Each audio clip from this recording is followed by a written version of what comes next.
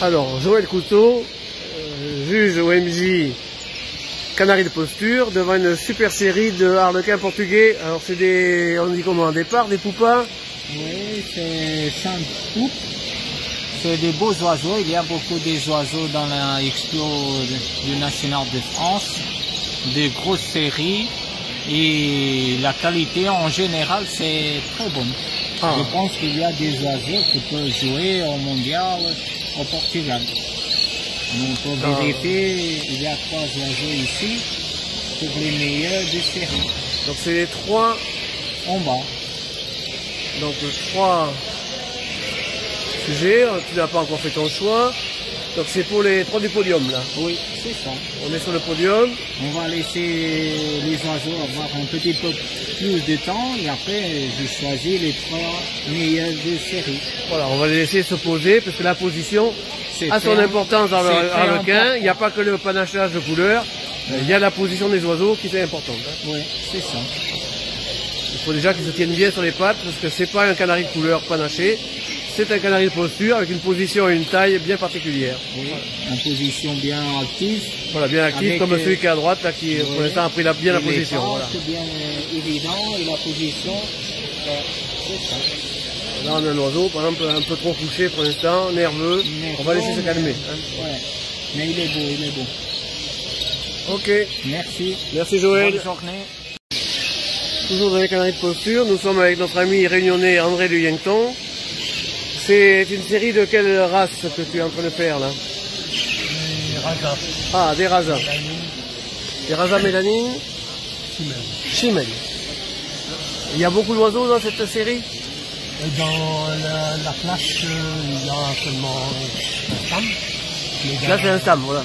Dans les rasas, il y en a beaucoup. Oui, il y a beaucoup de rasas. C'est une race qui est en grand développement. Hein, on va dire que il y en a beaucoup dans tous les concours. Aujourd'hui, beaucoup de rasas.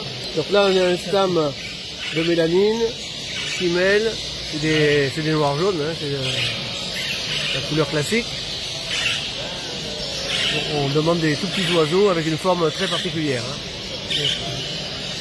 Depuis ce matin, tu as vu quelques oiseaux intéressants? Un oiseau à 91 points, mais enfin deux oiseaux à 91 points. 2 oiseaux à 91 points, dans quelle race? Dans les houdos. Ok. Merci, bonne continuation. Merci. Alors, nous voilà avec Daniel Amiot, juge OMJ bien connu. Tu es sur quelle race actuellement là devant toi? Tu as des Fif Fancy. Des Fif Fancy. Alors ben là on a quelques oiseaux qui sont pas trop mauvais. Dans ceux-là par exemple que j'ai repéré là pour la fin. Il y avait beaucoup dans cette classe de Fif.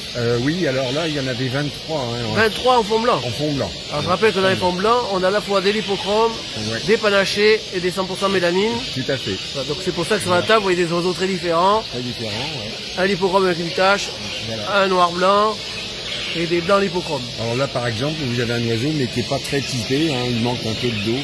Parce qu'en fait le Fif Fancy doit être tout en rondeur.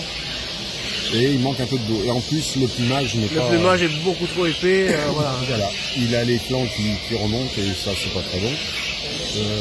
Là, j'avais repéré des oiseaux qui sont pas trop mauvais. Et ils ont une bonne forme.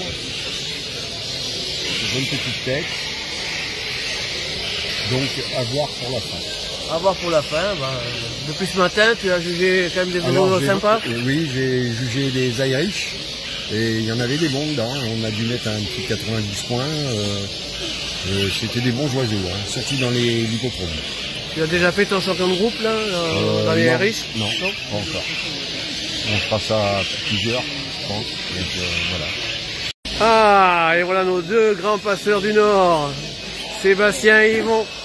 Et cette fois-ci, ils sont en train de passer à François Gérardin des Canaries Gloucester, c'est ça? Alors c'est des Gloucester consorts. En duo. Ah, c'est des duos. Tu as combien de duos là, François? 4 duos. Il y avait 4 duos, tu as... Ouais, ça, tu démarres ta série là. Voilà. Ils viennent juste d'arriver sur la table grâce à nos passeurs de luxe. Ils sont très compétents. Ils sont très compétents, ça c'est sûr. Regarde. C'est des duos en quel type de couleur? C'est des consorts panachés mélanine chimel. Donc c'est des panachés et c'est des chimelles. Donc il faut qu'il soit le plus uniforme possible dans la panachure et puis dans la mélanine. Faut que le phénotype soit quand même le plus rapprochant possible entre les deux oiseaux. Donc c'est à peu près le cas. Ça c'est là pour la couleur. Et après, c'est quand même un oiseau de posture, donc il y a deux formes, on va dire celui-là. Le maintien, et puis la rondeur de poitrine, la tête, le plumage qui compte.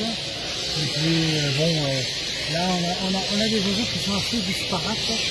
Parce qu'on a un premier groupe là qui est assez, c'est harmonieux, mais c'est un peu trop lourd comme oiseau. Nous on les aide un peu plus. Voilà, là voilà un oiseau lourd en plumage de flanc. Hein, voilà. Ça, exactement. Là on a un plumage qui est plus serré. Là on a un duo qui me paraît assez intéressant. Certaines, ce sont des femelles. Très bonne plume. La qualité de la plume est là. Hein. C'est sûr qu'il y a une différence entre ce duo et celui-là. Au niveau de la plume. Donc, éleveur de posture, c'est comme un canari de couleur. Le plumage, c'est fondamental. Hein.